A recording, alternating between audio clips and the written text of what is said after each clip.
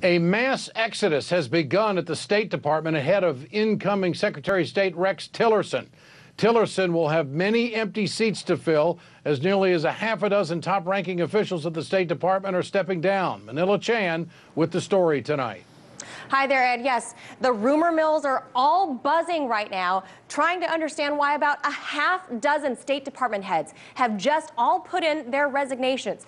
Now, we're learning that Victoria Nuland, the Assistant Secretary of State for European Affairs, and Patrick Kennedy, the Undersecretary of State for Management, and Joyce Ann Barr, the Chief FOIA Officer, Michelle Bond, the Assistant Secretary of Consular Affairs, and Gentry O. Smith, Director of Foreign Missions, and Thomas Countryman, the Acting Undersecretary for Arms Control and International Security. They have all resigned, some effective immediately, others in the coming days.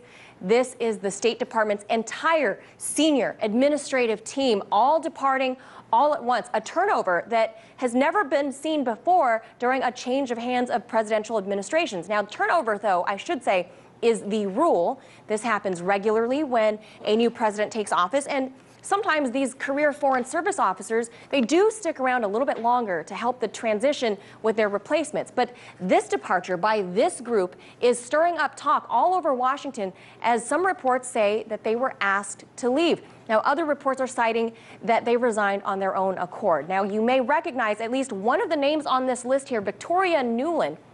She had a light shined on her just a few years ago when a leaked phone call made its way to the press. She is, of course, the State Department's essentially expert on Russia relations, and she ruffled a lot of feathers when she said this. Robert Seri, did I write you that this morning? Yeah, okay. I saw that. He's now gotten both Seri and Ban Ki-moon to agree that Seri could come in Monday or Tuesday. Okay. So that would be great, I think, to help glue this thing and have the UN help glue it. And, you know, the EU. No, exactly. Well, she also made an appearance in Maidan in Kiev during those massive protests and decided to famously hand out cookies and bread to people in 2014. That is not something you usually see a diplomat do.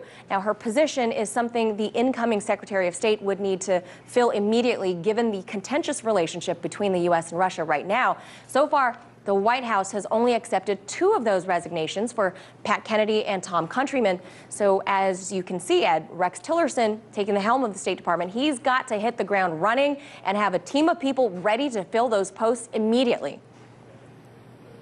Well, Manila, this kind of opens the door for the Trump administration to really get a fresh start with Russia to get some of the problem people, quote, out of the way. What do you think?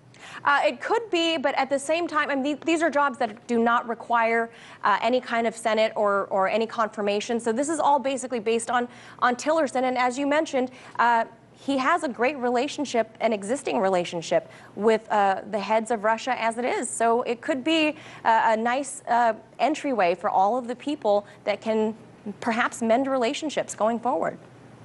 All right. Thank you. Manila Chan reporting tonight.